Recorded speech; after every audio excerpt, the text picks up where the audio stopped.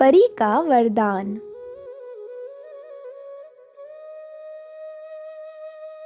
एक गांव में नंदू नाम का लड़का रहता था। वो अपने माता पिता की दिल से सेवा करता और उनकी हर बात मानता था। नंदू मन लगाकर पढ़ाई करता था और हमेशा सबकी मदद को तैयार रहता था। गांव के सभी लोग उसे बहुत प्यार करते थे। नंदू के पिता दिन भर फेरी लगाकर सब्जी बेचा करते थे और उसकी माँ घर संभालती थी। उसकी एक छोटी बहन थी जिससे वो बहुत प्यार करता था। पिता की कमाई से घर और पढ़ाई का खर्चा निकल जाता था। स्कूल जाने से पहले नंदू सुबह सारी सब्जियां धोकर ठेली पर सजा देता था, जिससे उसके पिता को मदद मिल जाती थी। एक दिन उसके पिता बारिश में भीग गए और बीमार पड़ गए। फिर एक दिन अचानक उनकी मृत्यु हो गई। इस हादसे से पूरा परिवार हिल गया। घर में सभी पैसे पैसे के लिए मोहताज हो गए। नंदू के माँ की तबीयत भी खराब रहने लगी। नंदू समझ नहीं पा रहा था कि कैसे वह परिवार की मदद करे। नंदू ठेली लगाना तो चाहता था, लेकिन अभी वह सिर्फ 8 साल का था। इतनी कम उम्र में वह इस काम को नहीं संभाल सकता था।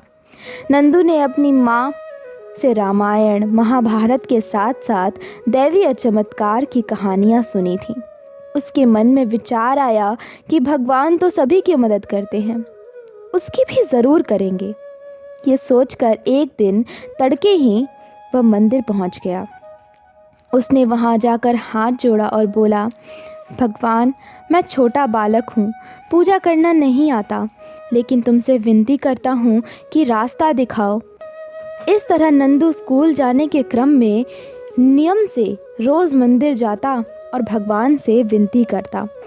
इस तरह करते करते उसे कई महीने गुजर गए।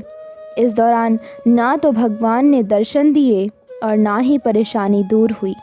कभी कभी नंदू निराश हो जाता कि उसे पूजा करना नहीं आता, इसलिए भगवान दर्शन नहीं दे रहे, वरना वह तो सबकी मदद करते हैं। फिर भी उसने मंदिर जाना और पूजा करना नहीं छोड़ा। आखिरकार एक दिन देवी माँ को उस नन्हे भक्त पर दया आ गई। एक दिन जब नंदू बिस्तर पर गहरी नींद में सोया था, उसे लगा आकाश से एक तेज़ रोशनी आ रही है और पूरा कमरा रोशनी से भर गया।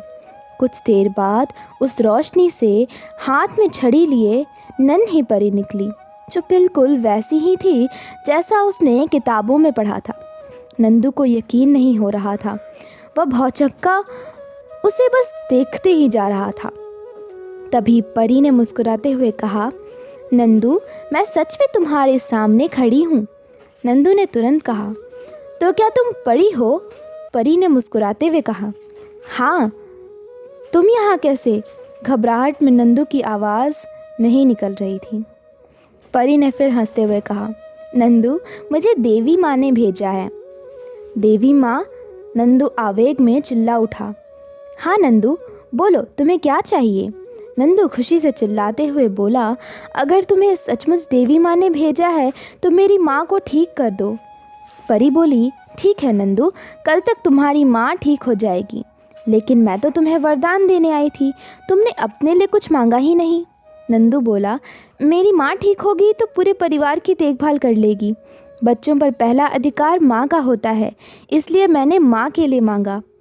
परी खुश होकर बोली, नंदू, तुम बहुत अच्छे हो, तुम मुझसे एक और वरदान मांग सकते हो।